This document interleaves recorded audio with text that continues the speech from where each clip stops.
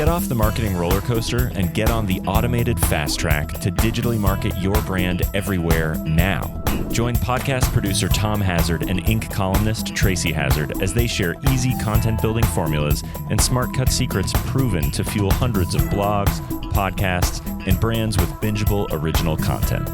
Join the conversation on how to get your message out to the world. Be original. Be heard. Promote with power and purpose. Feed your brand.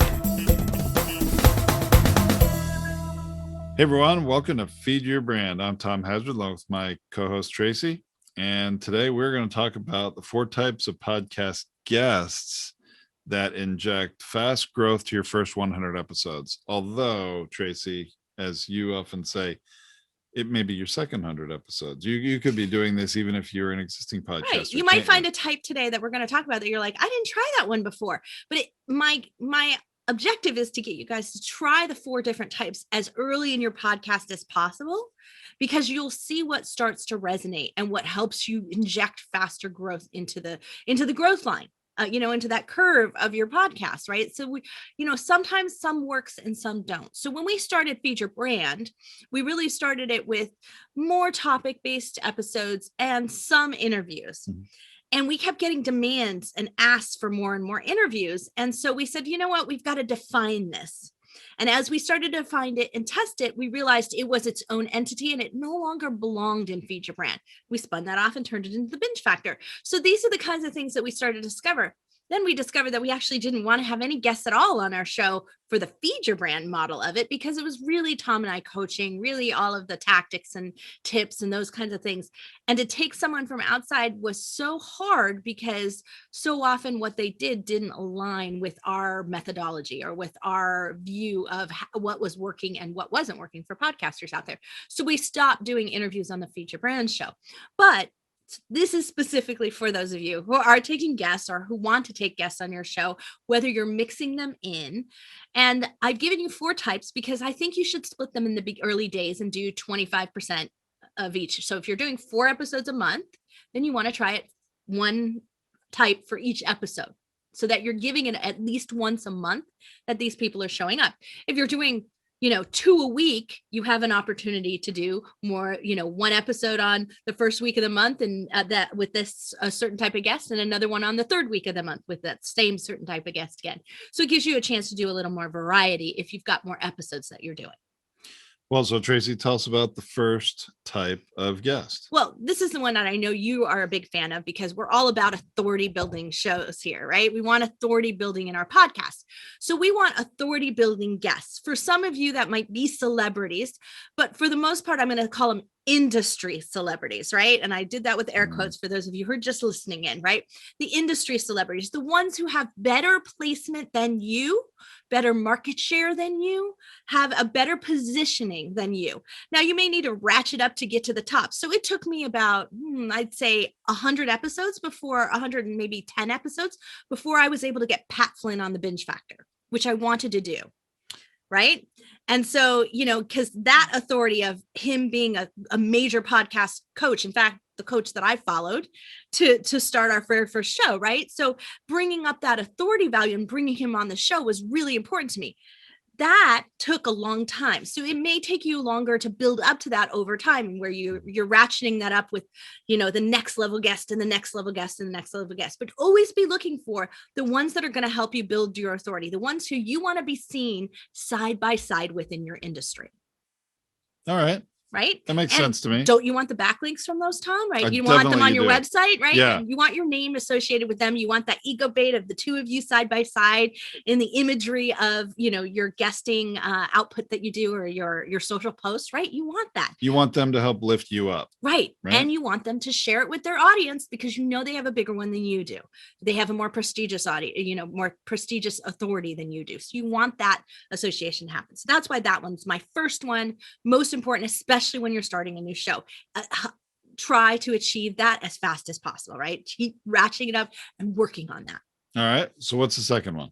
So the second one is what I find to be more successful for most of the shows that we help set up here at Monetize, tends to be the ones that are funnel like guests. So where you're building a funnel for your show or for your from your show to your business, right?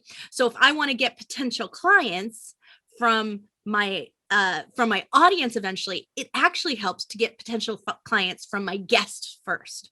So if I target my guests, whether I build a targeted list, I try to meet them on LinkedIn, offer them an interview on my show, bring them on, build rapport over the course of my show, and then invite them to a sales conversation or an enrollment conversation, as many of our clients like to discuss it as. You invite them to that. That's an ideal. So you're getting your potential client base. What that really does and helps you do is also refine, especially in the early days of your podcast, refine whether or not you've got this client profile and the audience profile aligned in the right way. So understanding of who I'm inviting on my show, is that really what my listeners want to hear? And you might find out you get a totally different set of listeners, right, than you expected. And your clients may never come from your listener base. For some of our clients, it only comes from their guest base. So thinking about that might be an ideal way. And looking at it is, it might not only just be the client who's paying you, it may be also the person who's referring you. So for a lot of our podcasters, many of them, Tom, they do this referral based connection, in that the people they interview on their show are actually becoming their JV partners or their joint venture partners, their collaborators, their great referral partners, affiliates, if you want to call it that, any one of those things. That's another model. So whatever that is that generates you business, this is a way to have a sales conversation or have a relationship conversation.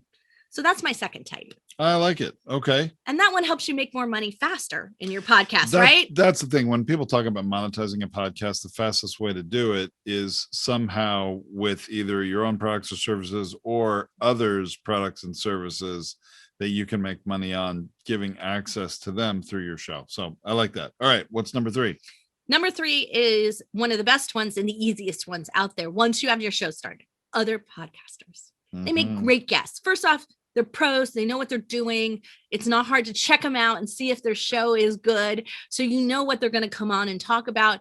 What you want to make sure is that they're aligned with your audience, or the audience. If you don't know for sure who your audience is, you're in the testing mode of it. You might want to have a little more variety in what you're doing there and sort of test around the industry. So if you're in real estate, maybe you want to test shows that are talking about note closing. If you shows that are talking about syndication, shows that are talking about investment, shows that are talking about, fix and flips, so that you're kind of covering your base. And even though your topic may be in a very specific niche area, just to start to understand where the market's going and where the listeners are. So that helps. But the reason why other podcasters make some of the best guests is because they have an audience, and they're going to share you because they know how important it is for you to share them when you go on their show. So you're asking for a podcast swap. That's sort of like the industry lingo for it. You're asking for a podcast swap. I go on your show, you come on my show. And that's an ideal thing to do. You're sharing each other's audiences. Your audiences should have a match as your show grows. The other thing is, when you're early starting out on a show, podcasters understand that the early shows get a lot of listenership over time, even if they don't have it yet today. So if your show's not popular today, they understand that your early episodes will always have more listeners, and that you're obviously putting more effort into making sure you're publicizing your show when you first start it. So it's a boost for them as well. So that's kind of a nice benefit. So you won't have that barrier of, well, let's see how your show does. It helps to have a couple of episodes under your belt, or at least a sample you can send them. That's always good, so that they can hear you got good sound, you're produced well. They're not going to go on a show that doesn't make them sound good at the end of the day. So I think that's important, don't you, Tom? I do. I don't like the let's see how your show does objection. Honestly, I think that's short-sighted. But it does happen. So if you've got something there, that always helps. And other podcasters are a great way to access that. The other thing about other podcasters is that they know people. So they're, great to have a chat with afterwards, ask some tips of, get some help from, you try some things to see what they're doing. And when they share your show, you're getting out to their audience, and you can see how that's working. And if something's working well there, you can reach back out to them and ask them. The other thing is that if they're aligned with you, they might have some great guests. So at the end of your conversation, you can say, hey, I really want to reach this authority guest, right? So, hey, how did you get them on your show? And would you make an introduction for me? So they're a great access point to those authority guests that you want to get on your show anyway. Yeah, that was something I was going to mention if you didn't, Tracy. Certainly your other podcasters have a huge amount of shows, probably if they've been doing it for a while, that they've done interviewing other people. So they may be able to get you access to some guests that you'd like to get access to. So don't be afraid to ask.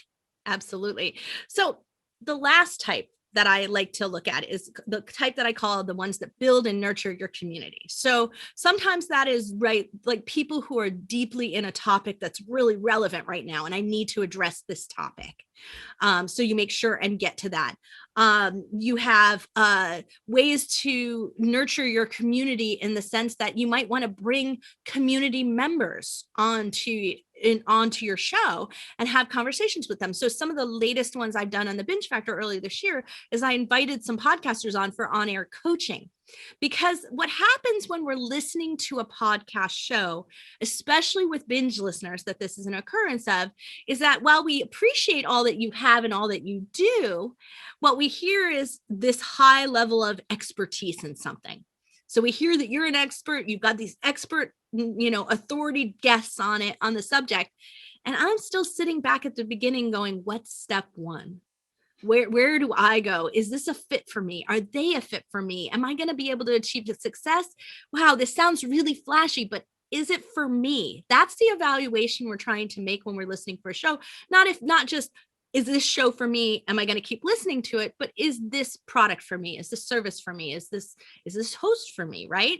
And sometimes when you bring on someone who's only a couple of steps ahead of where I might be as a beginner, or I might be at the start of evaluating you, it helps me see myself in that guest, in that person, and makes it easier for me to make the choices. It removes some of the barriers. Well, and the great part about that, Tracy, is if you are obviously in business and you do that kind of coaching for a living, you get paid to do it, right?